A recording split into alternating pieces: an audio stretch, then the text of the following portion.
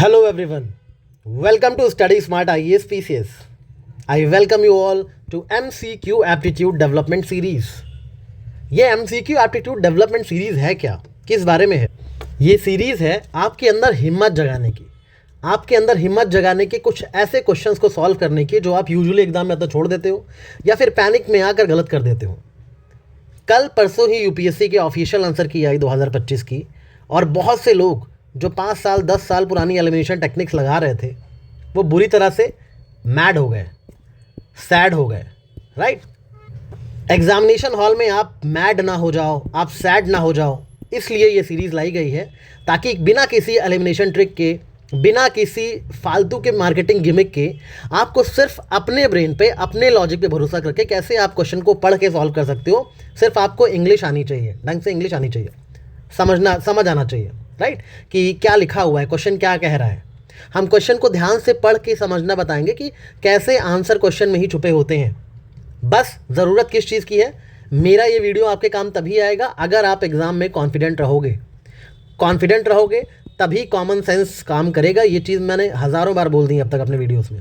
Right, जो लोग मेरी क्रैक सीरीज़ को फॉलो करें उनको ये बात पता है कि एग्ज़ाम में कॉन्फिडेंस कितना ज़रूरी है, और इसी चीज़ का लाइव प्रूफ मैं आज आपको इस वीडियो में देने वाला हूँ। हम 2025 के इकोनॉमी के क्वेश्चन सॉल्व करेंगे और आपको दिखाऊंगा कैसे जो क्वेश्चंस आपको एग्जाम हॉल में टफ लग रहे थे वो एक्चुअली टफ थे नहीं, उनको टफ इसलिए लग रहे थे बिकॉज आप अंडर प्रेशर आ गए थे। Right, so let's see. और माइंड यू कि मैं कोई एलिमिनेशन ट्रिक नहीं लगवाने वाला हूँ, मैं कोई ऐसे ट्रिक नहीं बता रहा हूँ कि ऑनली है, ठीक है, या फिर कुछ ऐसा है तो हटा दो। मैं ये सब चीज़ों में बिलीव बिल्कुल नहीं करता हूँ, ये चीज़ें आपको फेल करती हैं। राइट, अगर आप इन सब चीज़ों पर रिलाई कर रहे हो तो आप अपने अगले अटेम्प्ट की तैयारी शुरू कर दो, क्योंकि वो यूपीएससी है, वो ईयर आफ्टर ईयर स्मार्ट हो रहा है। ये चीज़ें आज के 5-6 साल पहले नो डाउट वर्क करती थी, बट अभी के सिनेरियो में बिल्कुल वर्क करना बंद कर चुकी है। इन चीज़ों में मत पढ़ना। राइट, जो चीज़ें मैं बता रहा हूँ अगर आपको लगे वो लॉजिकल है तो फिर आप मुझे बताना, मैं आपको लास्ट ईयर के पेपर सॉल्व करके बताऊँगा। अगर नहीं अच्छे लगे तो you can just any time switch the video. Right, you have that option. Intention मेरा इस वीडियो बनाने का ये है कि आपके अंदर एक कॉन्फिडेंस जगे कि आप अपने लॉजिक के बेसिस पे, आपने 1 साल तक यूपीएससी की तैयारी करी है तो कुछ भी ऐसा नहीं है कोई क्वेश्चन जो आपकी आंखों के सामने से निकल जाए और आपको बिल्कुल उसका आइडिया नहीं है। ऐसा कोई क्वेश्चन नहीं होता है। हर चीज़ के बारे में आपको कुछ कुछ आइडिया होता है और उसी कुछ आइडिया के बेसिस से आप उस क्वेश्चन को पूरा सॉल्व कर सकते हो। एटलीस्ट 50-50 तक तो पहुँच ही सकते हो। राइट, तो इसमें कुछ क्वेश्चंस होंगे जहाँ पे मैं आपको 50-50 तक पहुँचा दूंगा और ज़्यादातर क्वेश्चंस तो मैं आपको पूरे ही सॉल्व करवा दूंगा with pure common sense, but if you are confident enough. UPSC का ये जो पहला पेज है इसमें ही आपके लिए कुछ हिंट दिए होते हैं, कुछ सीख दी होती हैं। आपको एग्जाम में वो गलतियां नहीं करनी है। जैसे कि ये पेपर सामान्य अध्ययन का है, यूपीएससी नहीं एक्सपेक्ट कर रहा है कि आपने किसी टॉपिक पे पीएचडी करी है, इसलिए आपको जो सामान्य स्टेटमेंट है, जो जनरल स्टेटमेंट है, देखना है कहीं उसमें कोई गलती तो नहीं है, क्योंकि टफ वाले स्टेटमेंट्स तो यूपीएससी आपसे एक्सपेक्ट भी नहीं कर रहा है कि आपको पता हो। यूपीएससी ये एक्सपेक्ट कर रहा है कि जो सामान्य अध्ययन आपने किया है क्या वो सही है, कहीं आप आसान स्टेटमेंट तो गलत नहीं कर दे रहे हो। तो सबसे बड़ी बात ये याद रख के जाना कि आप भले ही दिल्ली मुंबई में रह के पढ़ाई कर रहे हो, मगर गांव में भी बच्चे पढ़ाई कर रहे हैं। एक छोटे से गांव का बच्चा आया है, यूपीएससी उससे नहीं एक्सपेक्ट कर रहा कि उसने पीएचडी कर रखी होगी हिस्ट्री में, साइंस में, ज्योग्राफी में। They are testing the bare minimum and I will prove you this today. Okay, इस माइंडसेट के साथ एग्जाम में जाना कि जस्ट एक जनरल स्टडीज़ का पेपर है जिसके आंसर मेरी आंखों के सामने होंगे, मुझे बस आंसर पहचानने हैं। इस माइंडसेट को लेके एग्जाम हॉल के अंदर जाना। ओके, दूसरी चीज़ यहाँ यूपीएससी ने दे रखी है कि ओएमआर में ABCD को ध्यान से पढ़ें। पूरे साल आपने मेहनत की है, OMR को फिल करने में गलती मत करना। बहुत से लोग आते हुए क्वेश्चंस में B का C मार देते हैं, D का A मार देते हैं। ऐसा क्यों कर रहे हो? पूरा साल बर्बाद हो जाएगा। बहुत ध्यान से ABCD को भरना, ठीक है। सारे हिंट्स यहाँ पे लिखे हुए हैं। दूसरा, सभी प्रश्नांशों के अंक एक समान है। बड़े क्वेश्चन देख के उन पे ओवर थिंक करने की ज़रूरत नहीं है कि ये बड़ा क्वेश्चन है, आपको 4 नंबर नहीं देगा, वो भी 2 ही नंबर देगा। और इजी क्वेश्चंस को छोड़ना मत कि ये तो आसान क्वेश्चन है, इसको जल्दी से पढ़ लिया और गलत कर दिया। इजी क्वेश्चंस को भी ध्यान से पढ़ना और सही करके आना। डोंट लीव और don't fasten to read the easy question. बड़े क्वेश्चंस पे ओवर थिंक नहीं करना है, इजी क्वेश्चन में बहुत ज़्यादा जल्दबाजी नहीं करनी, उनको छोड़ना है, उनको गलत नहीं करना है, क्योंकि सभी प्रश्नों के अंक एक समान है। ये बात याद रखना, ठीक है। अगर लगता है कोई क्वेश्चन बहुत बड़ा है, आपका टाइम वेस्ट होगा पढ़ने में और शायद आपको आंसर भी नहीं आया, तो जस्ट स्किप इट। उसके बजाय आप 4 छोटे वाले क्वेश्चन अटेम्प्ट करके फटाफट सही करो। राइट, बट सभी को इक्वल इंपॉर्टेंस देना। ऐसा नहीं कि बड़े क्वेश्चन आपको ज़्यादा मार्क्स देंगे। यूजुअली लोग बड़े क्वेश्चन को 10-10 मिनट दे देते हैं, पीछे लास्ट में 4 आसान क्वेश्चन होते हैं ना, 95 से लेकर 100 तक, उनको छोड़ देते हैं। ऐसी गलती मत करना, ओके। कच्चे कामों के लिए पत्रक परीक्षण पुस्तिका के अंत में संलग्न है। कच्चे कामों की जगह इसको अच्छे काम कर लो। जैसे एग्जाम में जाओ, आपके परीक्षा पुस्तिका जब ओपन करना परमिशन अलाउड हो जाए, 2-3 पेजेस पीछे ब्लैंक दिए होते हो, उसमें आप कुछ भी लिख सकते हो। उसमें जाके सबसे पहले लिखना लेट्स क्रैक इट, चुपके से लिख देना, एग्जामिनर को पता भी ना चले, वो कुछ नहीं बिगाड़ पाएगा आपका।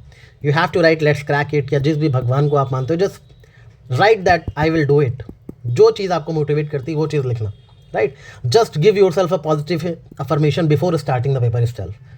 Right, let's crack it, let's dominate the paper, let's rule today, let's rule the day, okay, it's my day and I will crack it today। ये सब चीज़ें उसमें छोटे छोटे लिख देना, क्योंकि अक्सर ऐसा होता है कि मिड वे में जब एग्जाम को 1 घंटे हो जाते हैं तब आप पैनिक करने लगते हो। स्टार्टिंग में आप देखते हो, आपको लगता है एक सरसरी निगाह से पेपर तो अच्छा है, बट धीरे धीरे क्या होता है, आप पैनिक करना शुरू करते हो। जब क्वेश्चंस कहीं 4-5 क्वेश्चन लगातार टफ आ गए बीच में, तो आप पैनिक करना शुरू करते हो। तो ऐसा मत करना। जब भी ऐसा पैनिक फील हो, जाना और पीछे पढ़ना आपने क्या लिखा है। आपने लिखा है I will dominate the day, I will rule the day, let's crack it. फिर से वो वर्ड्स लिखना और आपके अंदर एक पॉजिटिविटी आएगी। लॉन्ग ब्रीदिंग करना और फिर से पेपर करना शुरू करना, राइट। एक सबसे बड़ा हिंट जो एग्जामिनर दिया वो ये दिया है कि जब तक आपको यह परीक्षण पुस्तिका खोलने को ना कहा जाए तब तक ना खोलें। ऐसे बहुत से क्वेश्चंस हैं जिसमें आपको सिर्फ एक ऑप्शन पढ़ना है और ऑप्शंस में देखना है। अगर आपको ऑप्शन गलत हो गया मतलब आप आंसर तक पहुंच जाओगे। मतलब एग्जामिनर ने बोला ही नहीं आपको दूसरा स्टेटमेंट पढ़ने का, आपका फर्स्ट एलिमिनेट होते ही आपका आंसर आ जा रहा है और आप श्योर हो अगर कि फर्स्ट एलिमिनेट हो चुका है और आंसर आ जा रहा है, तो जब आपको दूसरा स्टेटमेंट पढ़ने को कहा ही नहीं गया है तो दूसरा स्टेटमेंट पढ़ने में टाइम क्यों वेस्ट करो इतना बड़ा स्टेटमेंट। मैं अभी आपको ऐसे क्वेश्चन दिखाऊंगा जहाँ पे एक स्टेटमेंट को गलत करते ही आप आंसर तक पहुँच जा रहे हो और आप श्योर हो कि स्टेटमेंट गलत है, तो दूसरे स्टेटमेंट में टाइम वेस्ट मत करो। एक सेकंड प्रीशियस होता है इस एग्जाम्स में। तो जब तक आपको दूसरा ऑप्शन पढ़ने को ना कहा जाए तब तक उस ऑप्शन को ना पढ़ें, वो आपका टाइम वेस्ट करने के लिए ऑप्शन बड़ा सा लिखा गया है।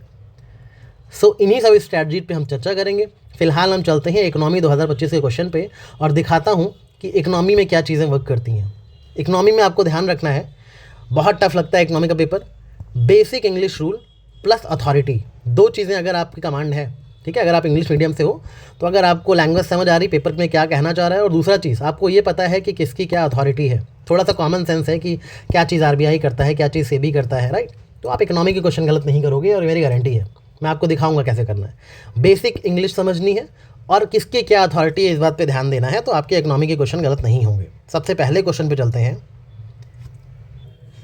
With reference to investment consider the following: bonds, stocks, hedge funds, venture capital. How many of the above are treated as alternative investment funds?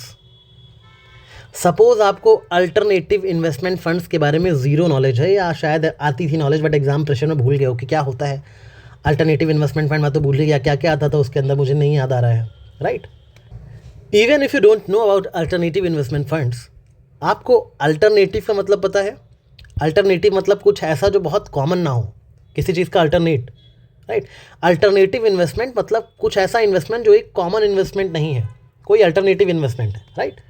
आप आए दिन एवरी डे के जो भी इन्वेस्टमेंट मैकेनिज्म सुनते हो, आपने साल भर यूपीएससी की तैयारी करी है, यूजुअल आपके आसपास के लोग मार्केट में इन्वेस्ट करते हैं, आप क्या सुनते हो? बॉन्ड सुनते हो, स्टॉक्स सुनते हो, गवर्नमेंट बॉन्ड्स, कॉर्पोरेट बॉन्ड्स पढ़ा होगा आपने। स्टॉक्स में आपने शेयर खरीदा बेचने की बात करते हैं लोग, बॉन्ड और स्टॉक की बात करते हैं। कभी अपने घर में आसपास दोस्तों को सुना भाई हेज फंड, भाई वेंचर कैपिटलिस्ट ढूंढ रहा हूँ, ऐसे किसी की बात करते सुना है कभी? देख के ही लग जाएगा कि ये दोनों बहुत ज़्यादा कॉमन इन्वेस्टमेंट मैकेनिज्म तो नहीं। आपको नहीं पता हेज फंड क्या है, वेंचर कैपिटल क्या है, बट आपको बॉन्ड स्टॉक तो पता है ना कि बहुत कॉमन चीज़ें हैं, इसमें कुछ अल्टरनेटिव इन्वेस्टमेंट जैसा नहीं है, बहुत कॉमन इन्वेस्टमेंट मैकेनिज्म है बॉन्ड और स्टॉक में इन्वेस्ट करना। कोई बॉन्ड में इन्वेस्ट कर देगा, थोड़ी बोलोगे भाई अल्टरनेटिव इन्वेस्टमेंट क्यों कर रहा है, कॉमन कर।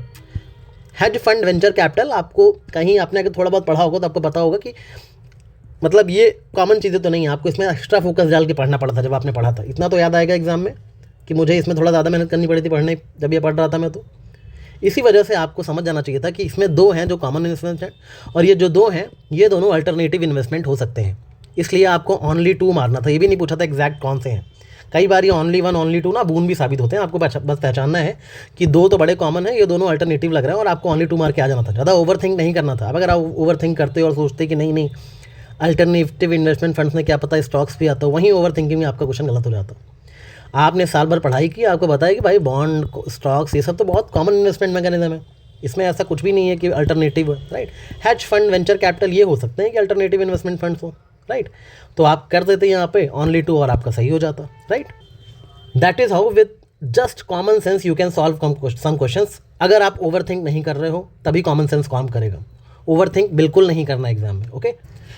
अगला क्वेश्चन देखिए, which one of the following are the sources of income for Reserve Bank of India. यहाँ पे दो वर्ड पे ध्यान देना है, एक तो इनकम की बात कर रहा है, दूसरी रिजर्व बैंक ऑफ इंडिया के इनकम की बात कर रहा है, किसी नॉर्मल बैंक की नहीं। आरबीआई जो कि बैंक्स ऑफ ऑल बैंक्स है, banker of all banks, RBI की बात कर रहा है कि उसकी सोर्स का इनकम क्या है। चलो buying and selling government bonds, buying and selling foreign currency, आपको लगता है कि हो भी सकता है, नहीं भी हो सकता है। पेंशन फंड मैनेजमेंट, ऑल्दो आपको पता होना चाहिए इसके लिए एक सेपरेट बॉडी है पीएफआरडीए करके, वो पेंशन फंड्स को मैनेज करती है। आरबीआई का काम नहीं है पेंशन फंड को मैनेज करना, फिर भी चलो आपको ये भी नहीं पता। बट ये देखो, लेंडिंग टू प्राइवेट कंपनीज़, क्या आरबीआई प्राइवेट कंपनीज़ को लेंड करता है, पैसे उदाहरण लोन देता है आरबीआई? क्या टाटा और रिलायंस को लोन चाहिए होता तो आरबीआई के पास जाते हैं कि बैंक के पास जाते हैं? RBI leads the government, RBI या तो गवर्नमेंट को लोन देता है या फिर बैंक्स को देता है, किसी प्राइवेट कंपनी को लोन देना आरबीआई का काम नहीं है। इतना बेसिक इन्फॉर्मेशन तो है ना आपके पास कि आरबीआई ये काम तो बिल्कुल नहीं करता है कि लेंडिंग टू प्राइवेट कंपनीज। ये क्रॉस करते ही आपका ये कट गया, बिकॉज 4 तो हो ही नहीं सकता, 50-50 पे तुरंत पहुंच गए एक काटते ही। पांचवा स्टेटमेंट, थोड़ा सा कॉमन सेंस लगाओ, printing and distributing currency notes. RBI notes को प्रिंट करता है, डिस्ट्रीब्यूट करता है, क्या ये आरबीआई की इनकम है? ये एग्जामिनर का ट्रैप था, अगर आप थोड़ा सा लाइटली पढ़ते तो बोलते हैं हाँ भाई नोट प्रिंट हो रहा है तो इनकम तो हो रही है, जितने मनी प्रिंट होंगे उतनी इनकम होगी। कैसे इनकम होगी भाई? नोट को प्रिंट करवाने के लिए फिजिकल पेपर खरीदना पड़ता है, इंक खरीदनी पड़ती है स्पेशलाइज्ड, बहुत महंगी आती है, मिंट्स को सिक्योर करना पड़ता है, किसी को पता ना चले कहाँ पे मिंटिंग हो रही है, और उसको फिर डिस्ट्रीब्यूट करना, ये सब बहुत बड़ा एक्सपेंडिचर है आरबीआई के ऊपर। एक्सपेंडिचर है, ये इनकम नहीं है। Printing and distributing the currency, ये तो ऑब्वियसली एक्सपेंडिचर हो गया ना, इनकम कैसे हुआ आरबीआई की? Yes, it is the function of RBI, but it is the source of expenditure not income. तो फिफ्थ भी कलर हो गया, जैसे आपने फोर्थ काटा फिफ्थ काटा तुरंत आपका आंसर आ गया 1 and 2 ओनली। आपको नहीं पता था चलो कि आरबीआई की सोर्स ऑफ इनकम क्या है, बट क्या नहीं है ये तो पता लगा सकते हो ना। एग्जाम का एक सीक्रेट है और बताता हूँ आपको, सीक्रेट हैक जो प्रीलिम्स क्रैक करने का है। Rather than finding the correct statement, always try to find the wrong statement, कि क्या बिल्कुल गलत है। फोकस आपका क्या रहता है कि आप सही चीज़ें पकड़ लो, ठीक है। इस चक्कर में आप मात खा जाते हो। हमेशा आप पेपर देने जाना तो ध्यान रखना कि आपको ढूंढना है कि क्या तो बिल्कुल ही गलत है, क्या चीज़ तो बिल्कुल नहीं हो सकती। और जहाँ आपने ऐसी चीज़ें आइडेंटिफाई कर ली ना कि ये तो बिल्कुल नहीं हो सकता, आप आंसर तक पहुँच जाओगे, बहुत मैजिकली पहुँचोगे, राइट। तो it works. If it's working for you let me know in the comment section, ताकि मुझे मोटिवेशन मिले तो मैं आपको बाकी के क्वेश्चन भी करवाऊंगा, राइट। फिलहाल थर्ड क्वेश्चन पे चलते हैं। ये क्वेश्चन देखो, इसमें भी कॉमन सेंस और लॉजिक से हो सकता था, एटलीस्ट आप 50-50 तक तो पहुंच सकते थे। बिना डरे आराम से ऐसे क्वेश्चन को अटेम्प्ट किया करो, पहले ही डर गए तो वहीं खेल आपका खत्म। कुछ नहीं आता आपको इस क्वेश्चन में, लेकिन आपको अटेम्प्ट करना है। आपने साल भर पढ़ाई करी है, इतना पता है भाई होम मिनिस्ट्री क्या होती है, इकोनॉमी टर्म क्या होता है, इतना बेसिक इंग्लिश आती है, तो अटेम्प्ट करना ज़रूर। ऐसे क्वेश्चन से डरा मत करो, अरे अरे ये क्या कर दिया भाई, फंक्शन नहीं पूछे हैं और डिपार्टमेंट नहीं पूछ लिया, अब क्या होगा। ऐसे डरना नहीं है, आराम से पढ़ो। देखो, डायरेक्टरेट ऑफ इन्फोर्समेंट ऑर्गेनाइजेशन का नाम दिया है, एक्ट का नाम दिया है enforcement of fugitive economic offenders act 2018, ठीक है। वर्क्स अंडर में दे दिया है internal security division, ministry of home affairs. यहाँ बात कर रहे हैं इन्फोर्समेंट की, यहाँ बात कर रहे हैं इन्फोर्समेंट ऑफ इकोनॉमिक ऑफेंडर्स की, राइट, फ्यूजिटिव इकोनॉमिक ऑफेंडर्स। यहाँ पे होम मिनिस्ट्री कैसे आ गया भाई? इकोनॉमिक ऑफेंडर्स को पकड़ना तो होम मिनिस्ट्री का काम नहीं है। होम मिनिस्ट्री का बेसिक काम होता है इंटरनल सिक्योरिटी को मैनेज करना, इसलिए उसने ट्रैप ऊपर दे भी दिया है, राइट। बॉर्डर्स को ध्यान देना, टेररिज्म पे ध्यान देना, राइट, पुलिस को ध्यान देना। इकोनॉमिक ऑफेंडर्स को होम मिनिस्ट्री क्यों ध्यान देगी? उसके लिए भाई मिनिस्ट्री ऑफ फाइनेंस है हमारे पास, तो ज़्यादा ध्यान नहीं देना है, बस इकोनॉमी दिख रही है और होम अफेयर्स दिख रहा है, दोनों मैच नहीं कर रहे हैं, यहाँ फाइनेंस होना चाहिए, राइट। दोनों जहाँ ही आपको मिसमैच दिखा तुरंत क्रॉस कर दो कि ये तो नहीं हो सकता, ओके। दूसरा देखो, यहाँ रेवेन्यू है, यहाँ कस्टम है, यहाँ रेवेन्यू फाइनेंस है, तीनों मैच कर रहे हैं आपस में, दिस विल बी करेक्ट, क्योंकि कोई मिसमैच एज सच नहीं दिख रहा है पहली नज़र में, तो it will be correct, okay. तो ये तो करेक्ट भाई, रेवेन्यू है, कस्टम्स एक्ट हो सकता है, रेवेन्यू फाइनेंस, कुछ ऐसा मेजर आपको नहीं दिख रहा है कि जहाँ पे आपको शक हो, नहीं ये नहीं होगा, राइट। तो जब आपको नहीं आ रहा है क्वेश्चन तो आपको मानना पड़ेगा कि ये सच है, या तो आपको आ रहा होता, पता होता कि नहीं भाई कोई और एक्ट है, बट अगर नहीं पता है, कुछ पढ़ा लिखा नहीं है ठीक से, तो आपको मानना पड़ेगा कि ये स्टेटमेंट सच है भाई। रेवेन्यू, कस्टम्स, रेवेन्यू फाइनेंस सब आपस में जुड़े हुए हैं, कीवर्ड्स मैच कर रहे हैं। यहाँ पे नहीं मैच कर रहे थे, यहाँ ईडी का काम है इकोनॉमिक ऑफेंडर्स पकड़ना, यहाँ मिनिस्ट्री ऑफ होम अफेयर दे दिया, राइट। तो ये गलत है। जैसे ही आपको पता चला कि फर्स्ट गलत है और सेकंड सही है, तो आपके पास 50-50 में पहुंच गए। आपको पता है कि तीनों तो सही नहीं है, राइट, तीनों तो करेक्टली मैच नहीं है। और आपको ये भी पता है कि ऐसा भी नहीं है कि तीनों में से एक भी करेक्टली मैच नहीं, बिकॉज एक तो करेक्टली मैच है और एक नहीं है।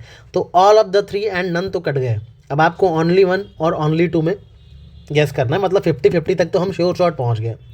थर्ड वाला स्टेटमेंट थोड़ा ट्रिकी था, राइट।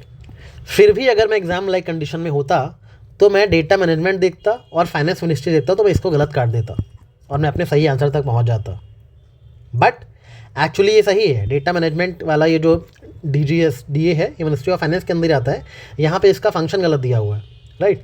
बट अगर मैं अपने लॉजिक से जाता, जिस तरीके से मैं पेपर सॉल्व कर रहा हूँ, तो मैं डेटा मैनेजमेंट और फाइनेंस मिनिस्ट्री को देखते ही काट देता और ये मेरा सही हो जाता। मुझे नहीं पता था कि ये इसी के अंदर आता है, राइट। बट ये इसका फंक्शन गलत दिया होता है। इसके लिए रिसेंटली एक इस काम के लिए अलग डिपार्टमेंट बनाया गया है, राइट। वैसे भी स्टेटमेंट को आप ध्यान से पढ़ते तो बहुत चीज़ें मैच नहीं हो रही हैं। लिखा है डेटा मैनेजमेंट, फिर लिखा है कि data analytics to assist tax officers, right. तो डेटा मैनेजमेंट तो बहुत चीज़ों को ले सकता है, पर्टिकुलरली टैक्स ऑफिसर्स क्यों लिख दिया यहाँ पे, तो ये भी आपको कैच होता, राइट। तो इसीलिए एक अलग डिपार्टमेंट बनाया गया टैक्स ऑफिसर्स को असिस्ट करने के लिए। इसके अलावा भी डेटा एनालिटिक्स फॉर टैक्स करके नाम है उसका। तो याद रखना, इसमें बहुत ज़्यादा मैच नहीं हो रही थी चीज़ें, कहीं ना कहीं मतलब आपको लगता है कि नहीं मैच हो रही चीज़ें, तो इसको क्रॉस कर देते आप। भले एग्जैक्टली नहीं पता था आपको फंक्शन गलत है या मिनिस्ट्री गलत है, बट कुछ ऑफ लगता है आपको स्टेटमेंट में, तो आप इसको गलत कर देते, राइट। एग्जाम लाइक कंडीशन में ऐसे ही देखा जाता है। सिर्फ यही एक था जिसमें सब कुछ एग्जैक्टली मैच हो रहा है, राइट। तो एग्जाम लाइक कंडीशन में मैं इसको गलत मानता और मेरा सही हो जाता, क्योंकि इसमें सिर्फ एक ही स्टेटमेंट सही है, वो है सेकेंड वाला, right. So that's how you to approve the question. अगर नहीं भी आप करते इसको तो भी आप 50-50 तो रिस्क ले ही सकते थे ना, इस तरह से अपने लॉजिक से। इन दोनों में तो कोई डाउट है नहीं, ये तो प्योरली लॉजिक से सॉल्व हुआ है, कोई एलिमिनेशन ट्रिक तो लगाई नहीं आपने, राइट। ये क्वेश्चन तो बिल्कुल जो भी छोड़ के आया होगा उसने अपने पैर पर कुल्हाड़ी मारी होगी। किसी को नहीं पता होगा कि bank responsibility and sustain report क्या होती है। मान लो बिजनेस रिस्पॉन्सिबिलिटी क्या है, सस्टेनेबिलिटी रिपोर्ट क्या है, ठीक है, किसकी रिपोर्ट है, क्या है, नहीं पता। मान लो आपने देखते ही डर गए और बोले यार ये सब क्या पूछ लिया, तो मैंने पढ़ा नहीं, मैंने पूरे साल PT 65 पढ़ी और मुझे तो आता ही नहीं। डरना नहीं है, ध्यान से देखो, लिखा हुआ है RBI mandates all the listed companies in India. क्या RBI लिस्टेड कंपनी से डील करता है या सेबी करता है? इतना तो कॉमन चीज़ें पढ़ी है ना आपने, देखते ही गलत काटना चाहिए था इसको कि RBI तो सिर्फ बैंक से और गवर्नमेंट से बात करता है, लिस्टेड कंपनी से बात करता ही नहीं है। 2 बार UPSC ने एक साल में सेम चीज़ों में ट्रैप किया। RBI लिस्टेड कंपनीज को मैंडेट कर रहा है, प्राइवेट कंपनी RBI से लोन ले रही है। ये बिल्कुल गलत स्टेटमेंट्स हैं, इनको देखते ही काटा करो, राइट। तुरंत काटते, पहला स्टेटमेंट गलत हो गया, राइट। दूसरा स्टेटमेंट क्या कह रहा है, in India a company submitting BRSR makes disclosure in the report that are largely non-financial in nature, right? अब यहाँ पे वर्ड पे ध्यान दो, रिस्पॉन्सिबिलिटी।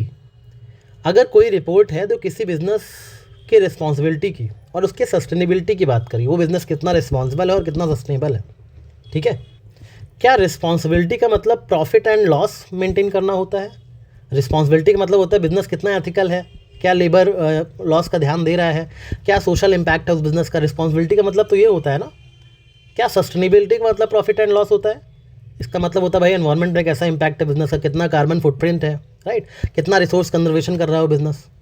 तो बिजनेस रिस्पॉन्सिबिलिटी और सस्टेनेबिलिटी में प्रॉफिट एंड लॉस की बात नहीं होगी, और यही लिखा है कि नॉन फाइनेंशियल नेचर की होगी ये रिपोर्ट। तो इसमें तो कुछ गलत नहीं लग रहा है मुझे, बिल्कुल सही हो सकता है ये स्टेटमेंट। और ऐसा कोई बहुत बड़ी बात लिखी नहीं है जो इसको आप गलत काट सको। इस स्टेटमेंट में गलत काटने वाला कोई ऐसा ऑकवर्ड चीज़ नहीं लिखी हुई है। थोड़ा ध्यान से पढ़ते, इसीलिए पहले में इसने फुल फॉर्म दिया है और सेकंड में जहाँ पे आपको इसको ट्रैप करना है वहाँ पे इसने सिर्फ शॉर्ट फॉर्म दिया है, ठीक है।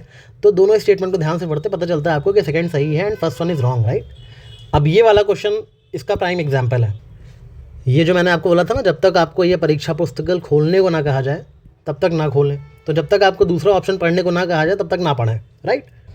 पहला स्टेटमेंट है, in India income from allied agricultural activities like poultry farming and wool rearing in rural areas is exempted from any tax। अब मैं ये बिल्कुल नहीं बोल रहा हूँ कि जिस भी ऑप्शन में आपको एनी दिखे तुरंत क्रॉस कर दो, ऐसा बिल्कुल गलती मत करना, ये बहुत बड़ा ब्लंडर होगा कि कहीं भी एनी दिखे ऑनली दिखे बस काट दिया ब्लाइंडली, फिर that will really make you mad, right. Any देखने पे अलर्ट जरूर हो जाना है, मगर ऐसा नहीं काट दो। क्या यहाँ पे एनी विल वर्क?